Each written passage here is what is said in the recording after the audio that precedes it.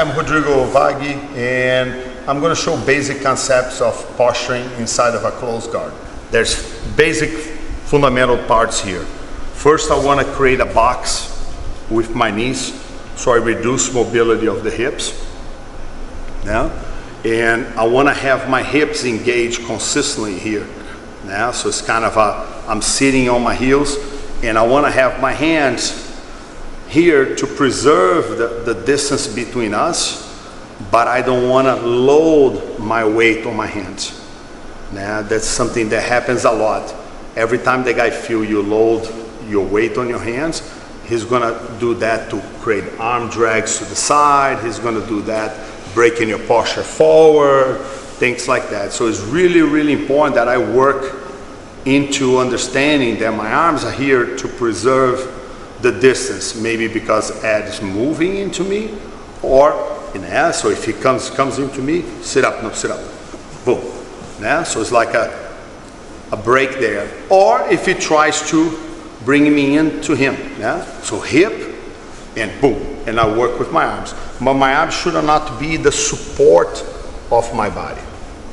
When my arms turns to be a support and I'm overloading the weight on my arms, that's gonna cause those problems of you breaking the posture, falling to the side, guys dragging your arm, taking your back very easily because you're overloading the weight on your arms.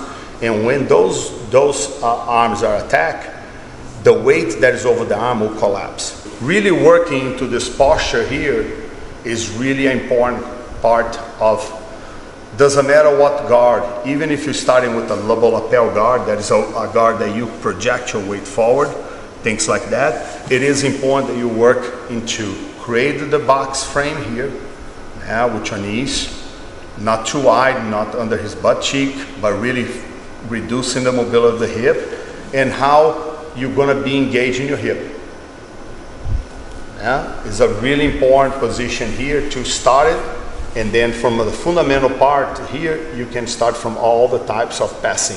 So one pass that I like it here, especially for beginners, is now working with the posture here, getting the hand position, typically using this hand here with the bottom of the palm towards the heart, like more here, not loading, okay? Grabbing, controlling here the bottom of the pants, kind of trying to ground his hips, because it's really important. If I don't ground his hips and he projects his hips up, I sometimes cannot find leverage to open the legs. So I need to have the posture here, and I need to really focus into when I'm shifting my body, I'm not shifting, loading. A lot of guys, when they're gonna move backward, they're doing everything here correctly, but as they're gonna move backwards, they load to move backwards.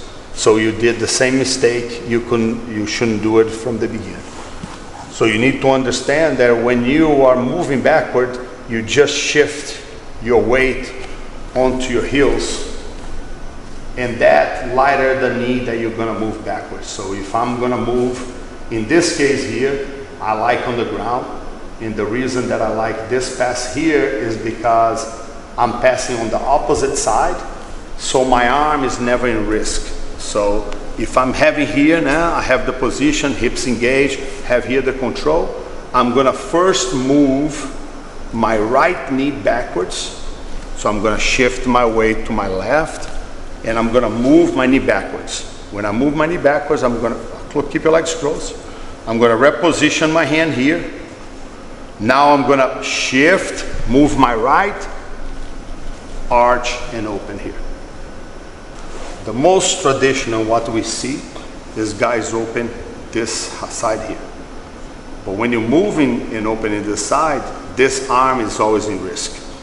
This is the arm that go for triangle, this is the arm that gets the problem in the arm bar. When I change to the unconventional passing here, that's what I teach. Here, I move with this arm first, backwards. So it's impossible for him to attack this arm. The leading arm is impossible for him to attack because of the angle. He doesn't have angle here to go to an arm bar or the triangle. And then here, same thing, elbows in, break the leg. So because you can't be unprepared that things are gonna go wrong.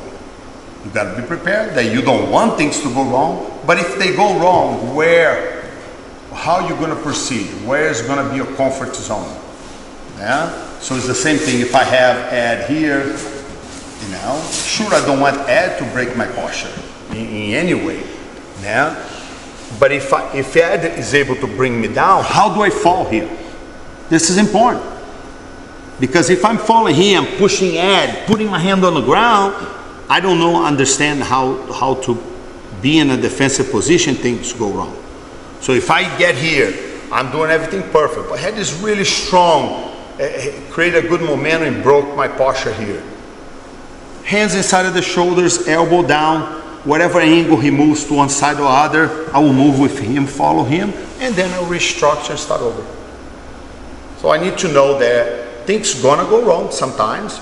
I don't want to, but if it goes wrong, where do you fall?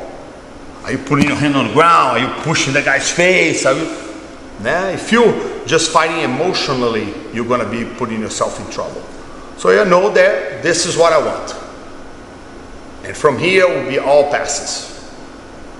And I made a mistake, the guy is really strong, broke my posture. You need to be calm, falls here, elbows tight, I don't want Ed to come under my arms. Over my arms, I can always hear her. And then I'll restructure, start over.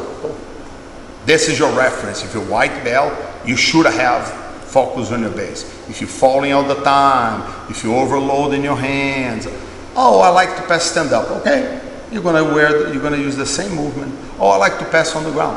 Okay, you're gonna use the same movement. But none of them can be built from that starting point. You understand what I'm saying? You can do a drill where I'm just trying to break your posture, and you're just trying to stay in posture inside of my guard. And that's what is the lesson, because the lesson is you have a starting point who you feel is your safe starting point, and consistently is your reference.